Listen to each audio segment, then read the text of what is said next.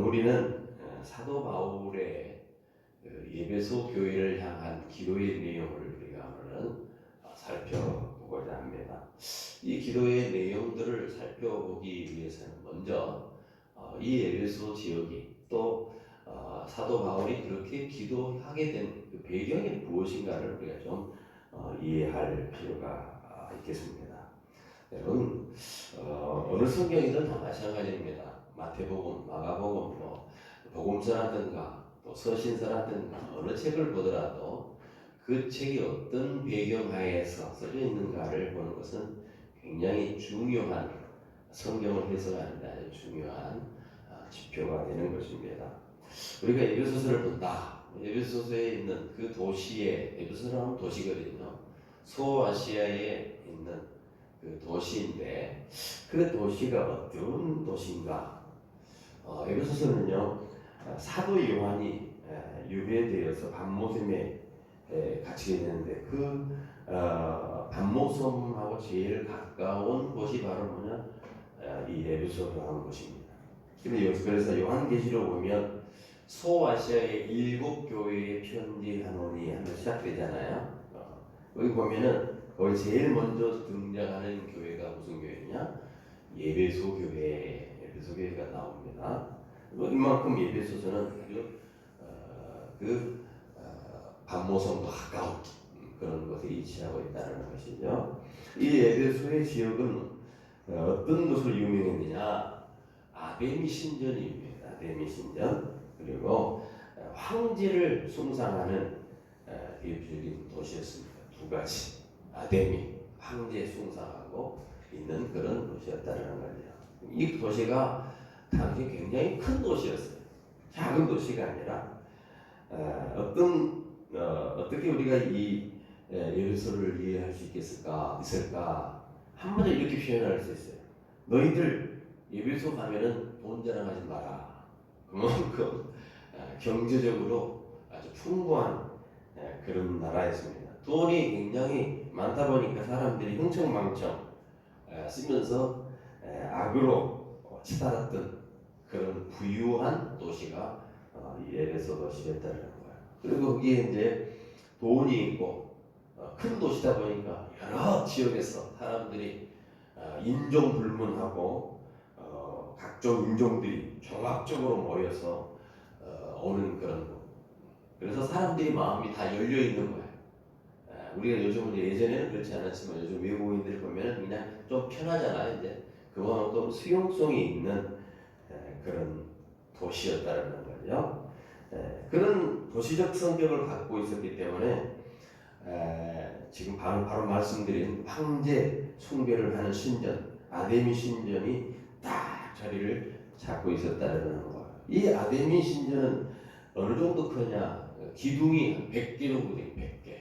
큰 기둥이 100개 정도 됩니다. 그만큼 어마어마한 크기의 신전입니다. 그래서 이 에베소 하면은 종교 박물관이라고 할 정도로 그만큼 각종 종교들이 또 신전들이 난무했던 그런 곳입니다. 도시 자체가 그런 신전에 쌓여 있는 그런 도시였죠. 그래서 그 신전에서 각종 신학과 이론들이 나오는 거예요. 그래서 이렇게 해야 된다. 그래서 그런 이론을 자기들이 만들어가지고 그 이론을 바탕으로 해서 무슨 일을 했느냐? 창기들을 동원하는, 창기들을 동원해서 온갖 음란한 행위를 하게 하고 비윤리적이고 비도덕적인 행위를 자행하면서도 그 절대 죄의식을 갖지 않은 그런 상황이었다라는 겁니다. 게다가 이렇게 돈이 흘러다니다 보니까 사람들이 돈 따라서 오잖아요. 그죠? 돈이 있는 곳 사람이 모인다고 각종 거짓 교사들이 막 나옵니다. 그리고 그 당시에는 굉장히 각종 철학자들이 또 많이 돌아다녔습니다.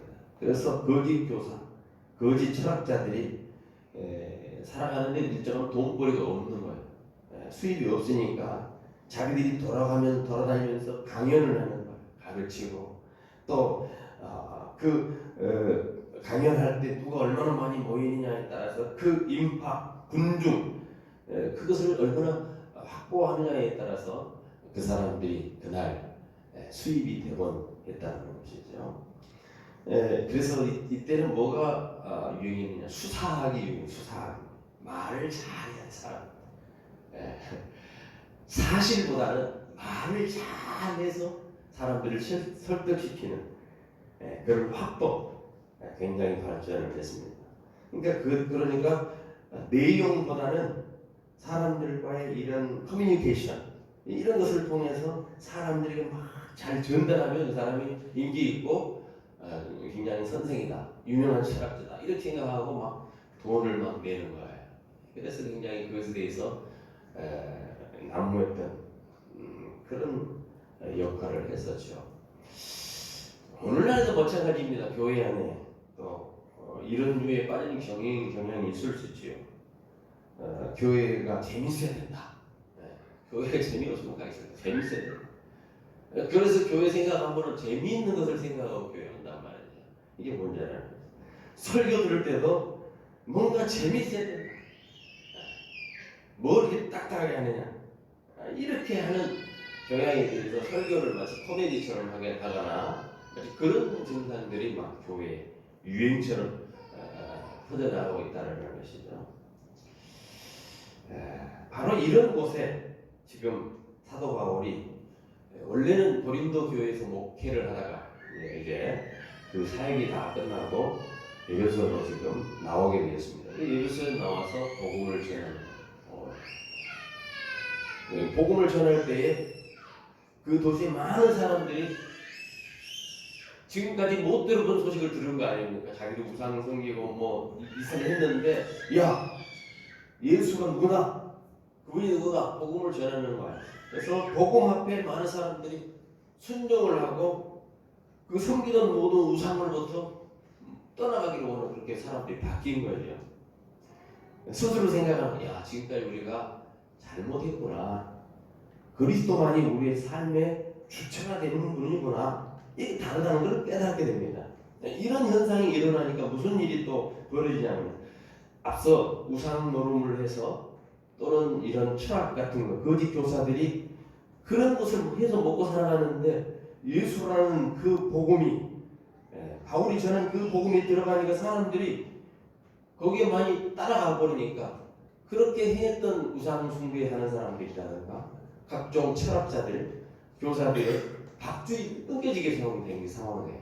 그렇지 않겠어요? 군중에 다 몰려가는데 그래서 매출이 떨어지는 거죠. 실질적인 불이익이 닥치는 겁니다. 그래서 도시 전체에 있는 사람들이 이 저 바울이라는 사람이 와서 전하는 그 복음 때문에 우리가 이건 망하게 생겼다. 그래가지고 기회만 있으면 바울을 막 죽이려고 그렇게 하는 거죠. 생명까지 위협하면서 폭력을 가할 정도 그런 권력을 남용을 해서 그렇게 하는 거죠. 그래서 이제 거기서 사실 쫓겨납니다. 쫓겨나죠. 그런데 이때 사도 바울이 해변가에서 에베소에 있는 지도자들을 다 불러요. 그래가지고 부탁을 해요. 무슨 부탁을 하느냐? 우리 사도행전을 한번 가볼까요? 사도행전 20장 앞에 사도행전이에요. 20장 본문을 이해하기 위해서 20장 28절부터 쭉 32절의 말씀을 보면요 그런 표현이 나옵니다. 20장 28절 여기 보면은 여러분은 자기를 위하여 또는 온 양떼를 위하여 삼가라. 여러분이라는 지금 지도자들 말하는 거예요. 지도자들, 교회 지도자들에게 부탁하는 거예요. 자기를 위하여 또는 온 양떼를 위하여 삼가라. 성령이 그들 가운데 여러분을 감독자로 삼고 하나님이 자기 피로 사신 교회를 보살피게 하셨느니라. 여기 하나님의 피로 사신 교회를 보살피다. 이 교회는 예배소 교회를 말하는 거예요. 예배소 교회. 이렇게 29절에 또 봅시다. 내가 떠난 후에 사나운 이리가 여러분에게 들어와서 그 양떼를 아끼지 않아요. 여기 사나운 일이라고 표현되어 있죠. 아까 말씀드렸죠. 예배소 교회에 거짓 교사들이 나옵니다. 거짓 교사. 여러분의 양떼를 아끼지 아니하며 30절에 또한 여러분 중에서 제자들을 끌어 자기를 따르게 하려고 하는 어그러진 말을 하는 사람이나 어그러진 말을 하는 사람.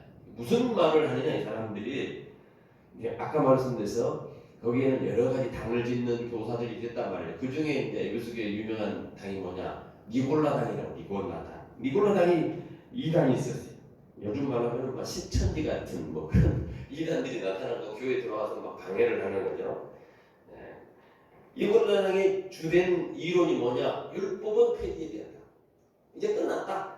뭐 율법 지키고 말고 우리가 구원받아서 율법은 필요 없다. 하는 이런 이단이 판쳤단 말이죠. 그래서 이제 구원받았으니까 마음대로 살아도 좋다.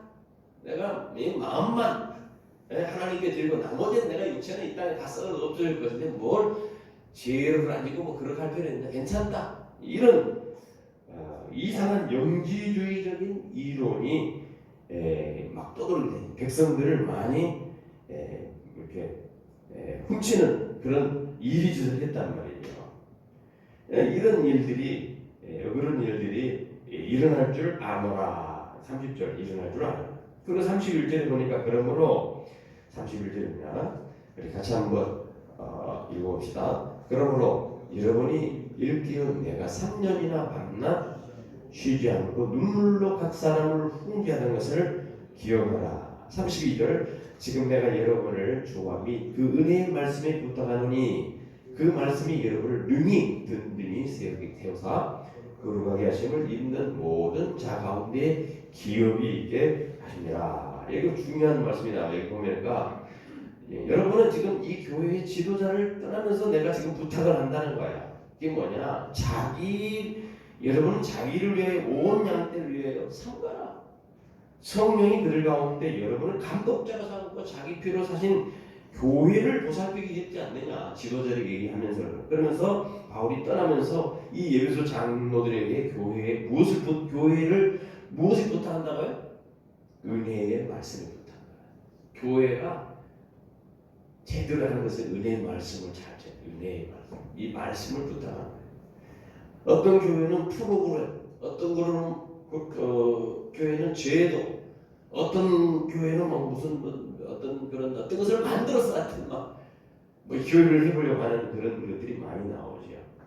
그래서 좀 이상해지는 교회가 되는 거죠. 프로그램이 이끌어가는 교회, 조직이 이끌어가는 교회. 그런데 제일 중요한 건 뭐냐? 사도 바울이 그런 교회 말고 하나님의 은혜의 말씀에 부탁한다. 하나님의 말씀에 부탁한다는 우리가 참 주의를 할 필요가 있습니다.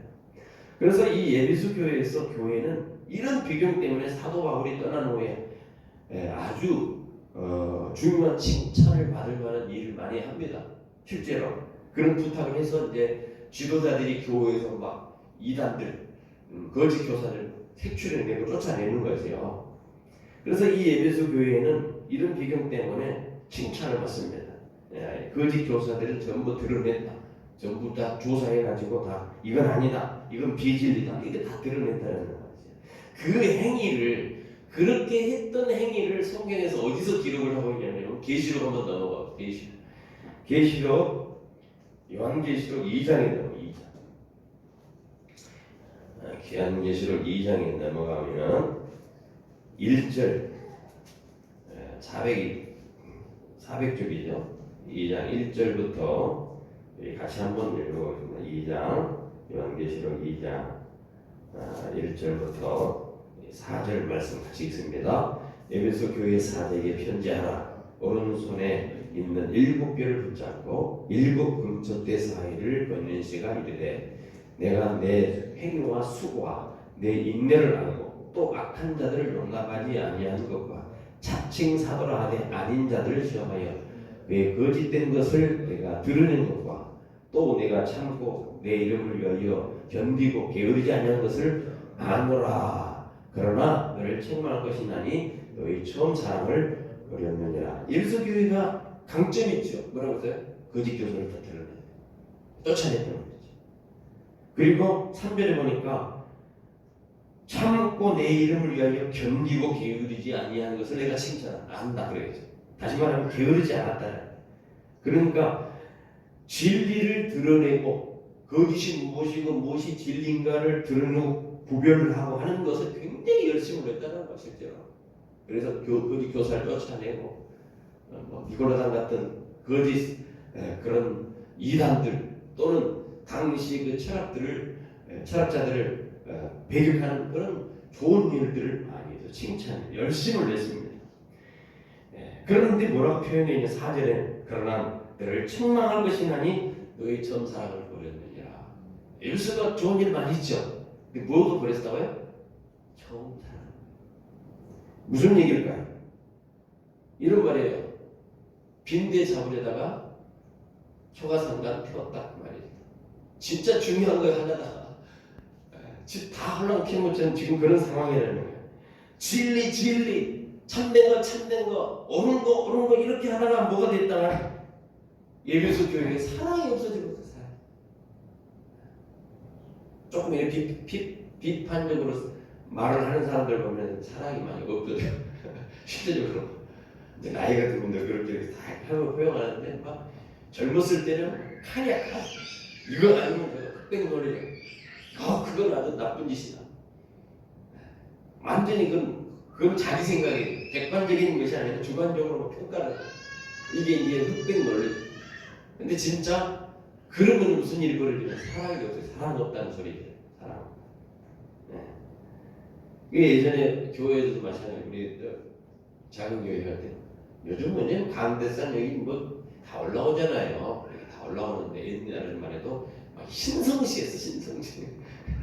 목사님이 올라간 그 강대산 앞을 네가 어떻게 올라가냐.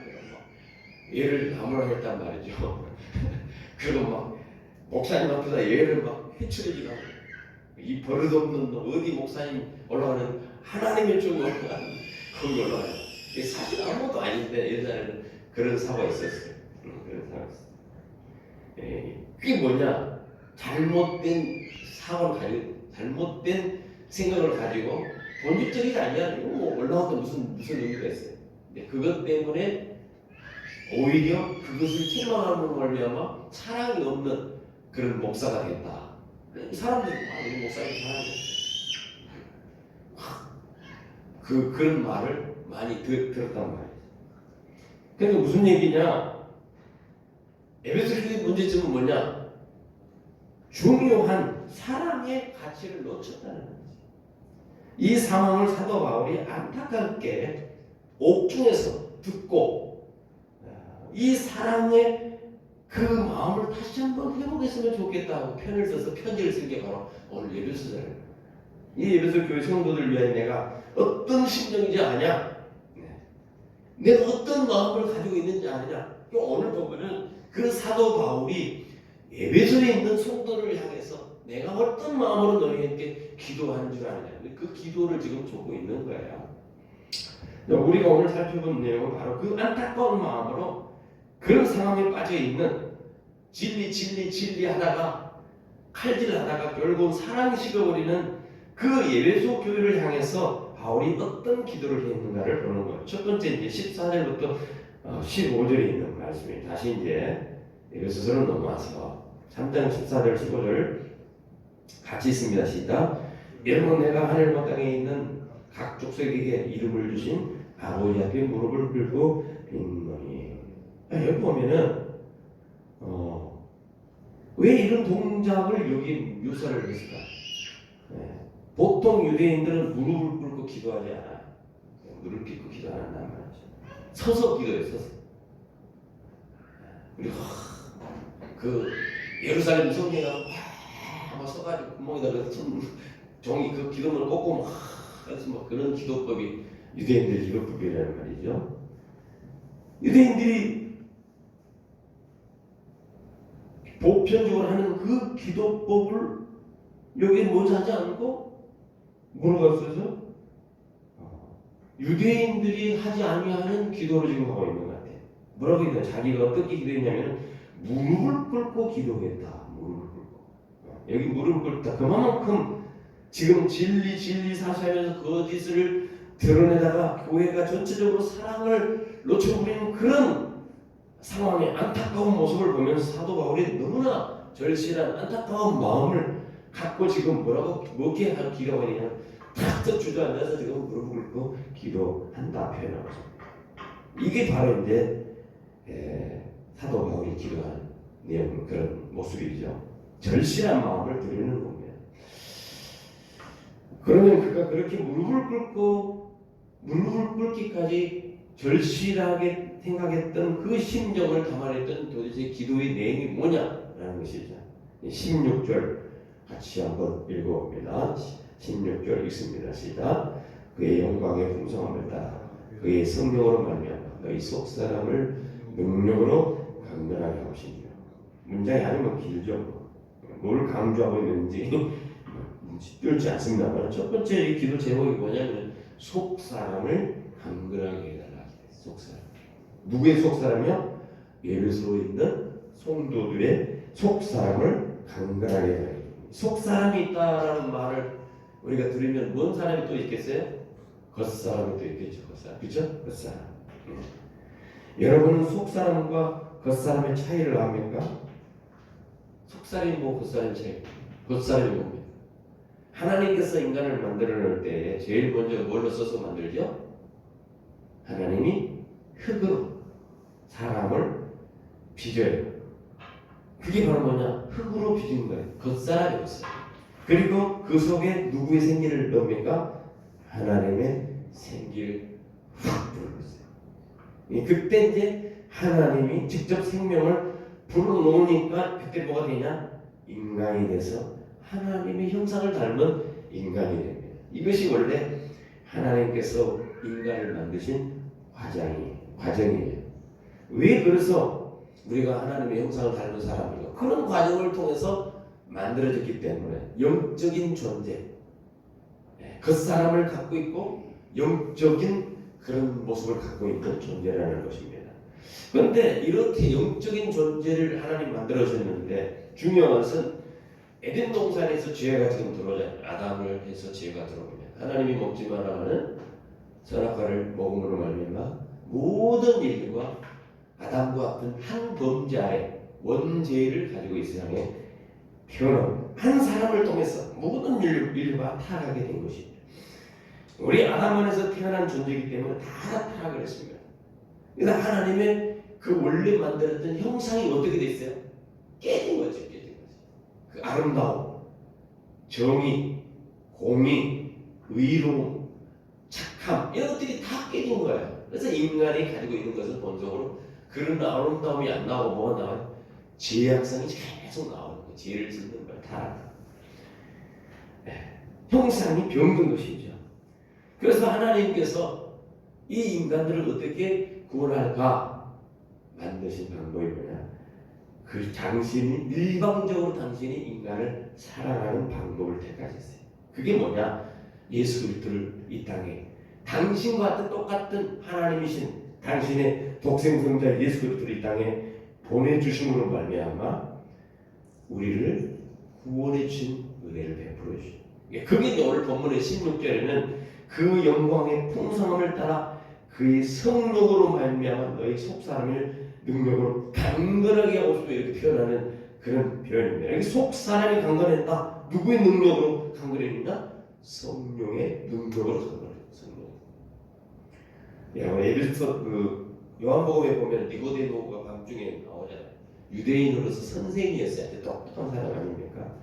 근데 뭔가 똑똑한데 관원인데 지위도 있고 가리고도 다 있는데 뭔가 한쪽이 뻥 뚫린 것처럼 비어있단 말이죠. 그래서 밤에 이 니고데모가 예수님이 계신 곳에 찾아서 가지요. 지금 니고데모의 마음속에는 육체적인 그런 생각으로 가득 차 있는 거 아니겠습니까? 예수님을 만나서 이렇게 질문을 하죠. 내가 어떻게 해서 구원을 받을 수 있겠습니까? 거듭나야 돼. 너 이스라엘 선생으로서 성경을 가르치는 선생이라면서 그것도 모르냐? 예수님이 딱 볼 때 이 니고데모가 유괴 사람이란 말이죠. 그래서 유명한 말씀을 남기시죠. 네가 거듭나야 된다. born 해라. 거듭나야 된다. 이 거듭난다라고 하는 개념은 위에서 태어난다는 말이에요. 무슨 말이냐? 네가 거듭나야 되겠다는 것은 어떤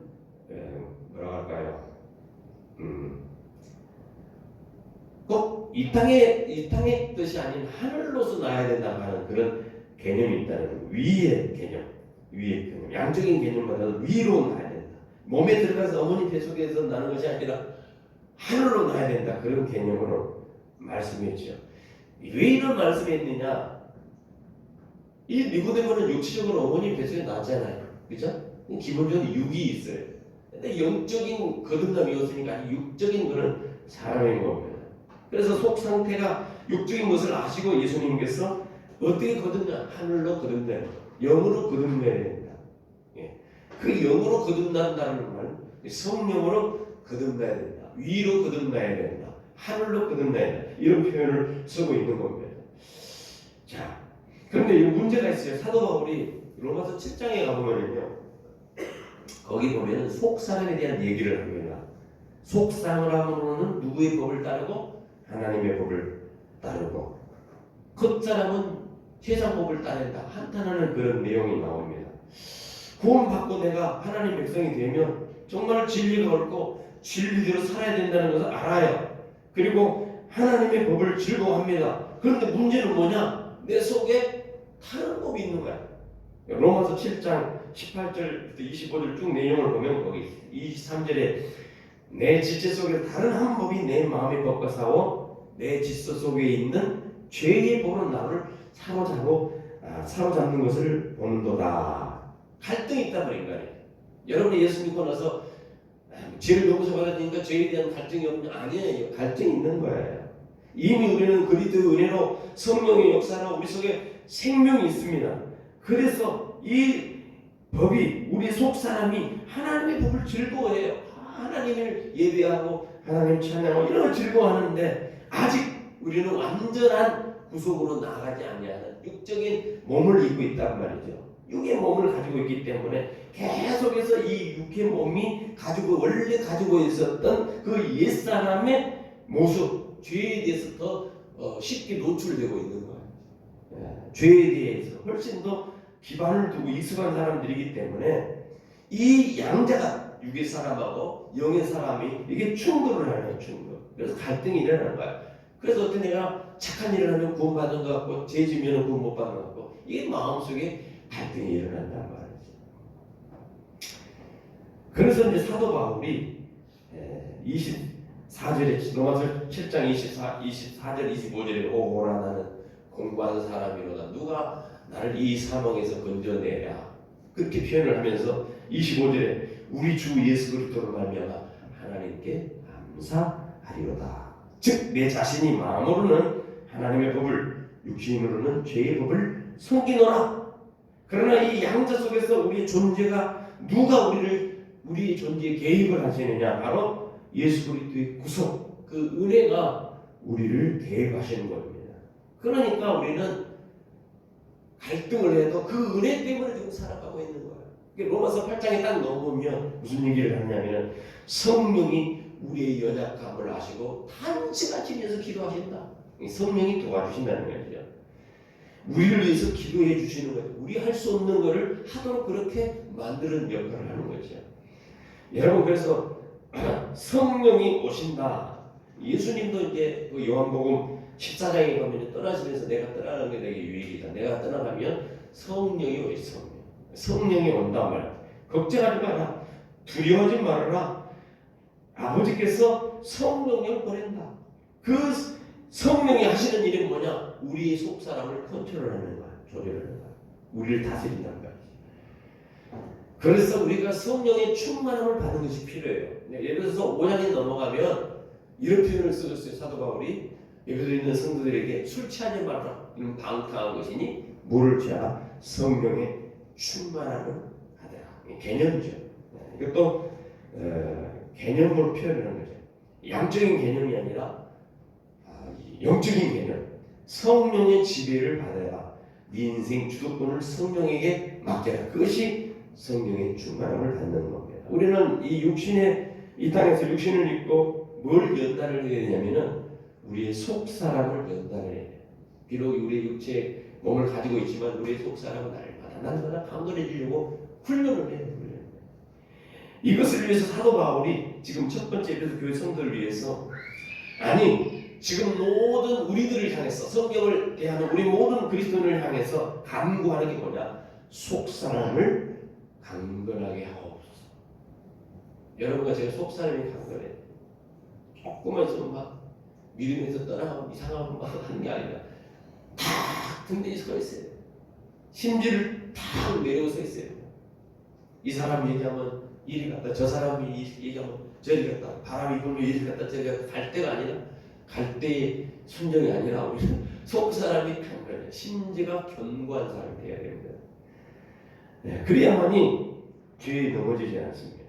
죄에 넘어지지 않도록 그 속 사람을 내 의적으로 내 어떤 것으로 되어지는 것이 아니에요. 그래서 하나님께서 누구를 보내신다고요? 성령의 능력으로 우리가 도움을 받을 수 있습니다.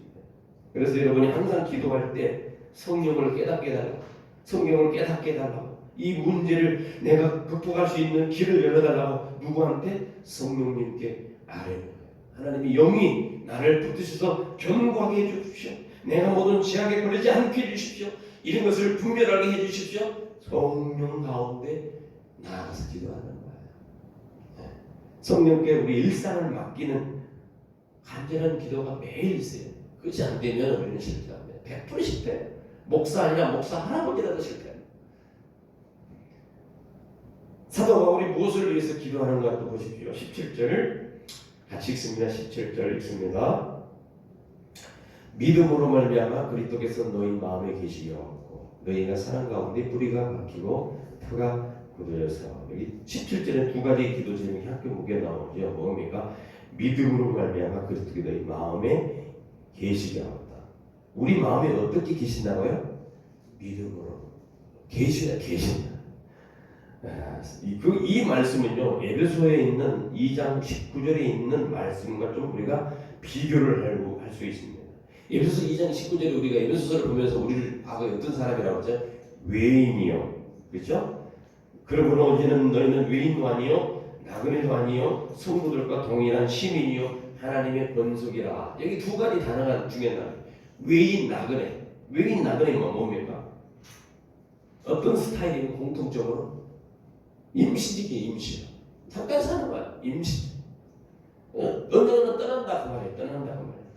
그러니까 이 사도 바울이 기도하는 그 내용인 너희 마음에 계시고라고 하는 그 단어를 쓸 때는 성령 하나님께서, 예수 그리스도께서 너희 마음에 계신, 너희 마음에 아주 안주한다라는 그런 의미가 있는 거예요. 오늘 사도 바울이 예수 성도를 향해서 두 번째 기도하는 게 뭐냐? 그리스도께서 너희 마음에 좀 안주하게 그렇게 했으면 좋겠다. 계신다라고 하는 단어. 영원히 거주한다는 얘기입니다. 잠깐 쉬고 좀 이따 간다 그런 말이 아닙니다. 주님은 우리 행동의 여부에 따라서 나가거나 우리 행동의 여부에 따라서 들어가나 좀 이따 올게 다시 올게 이런 분이 아니라는 겁니다. 일방적으로 일관되게 우리 속에 계신 분이는 그것을 좀 알라는 거예요. 하나님 우리에게 다가와가지고 우리 삶의 현장에 다가와서 모른 척 하시는 분이 아닙니다. 항상 나와 함께 계신 그분이 됩니다. 그 말이 여기 계시며라고 하는 카토이케오라고 하는 단어를 써요. 카토이케오. 일본어 같이 보이더니 헬라어로 카토이케오. 우리 안에 영원히 내주하신다. 믿으십니까? 그걸 누가 보조시키느냐? 바로 성령님이 보조시키는 성령. 그분께 기초를 할 때 우리는 든든한 삶의 집을 세울 수 있습니다. 마태복음 7장에 보면은 예수님께서 집 짓는 이야기를 비유를 드려요. 집을 짓는데 한 사람은 모래 위에, 한 사람은 반석에 짓는다.